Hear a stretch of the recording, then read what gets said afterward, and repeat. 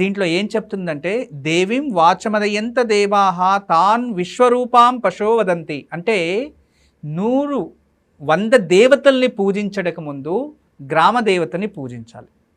1000 దేవతల్ని పూజించక ముందు కులదేవాన్ని స్మరించాలి. 1,00,000 దేవతల్ని పూజించక ముందు ఇంటి దేవుని ఆరాధించాలి. వీళ్ళని ఆరాధిస్తేనే ప్రతిఫలం. వీళ్ళందరికీ ముందు తల్లి తండ్రికి నమస్కరించాలి. ఇదే వేదం చెప్పేది. అంటే ముందుగా అమ్మా నాన్నని, తదుపరి మన గ్రామ దేవత, మనకి చోటు ఇచ్చిన అమ్మవారు, ఆ అమ్మవారు ఆశీర్వాదం, తర్వాత ఆ కులానికి ఏదైతే దేవత ఉంటుందో వాళ్ళ ఆశీర్వాదం, తర్వాత ఇంటి దేవుడు ఆశీర్వాదం.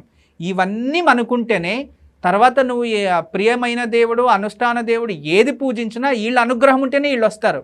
వితౌట్ పర్మిషన్ వీళ్ళ లోపల కూడా ఎంట్రీ అవ్వరు. అశ్వమేధ యాగం చేసినా అంతే. అందుకే కులదేవత ఇలవేల్పు దేవుడు ఆశీర్వాదం లేకపోతే నువ్వేం చేసినా నువ్వు పైకి రావు అని ఒక సామెతలాగా ప్రచారం చేశారు. అది నిజమే.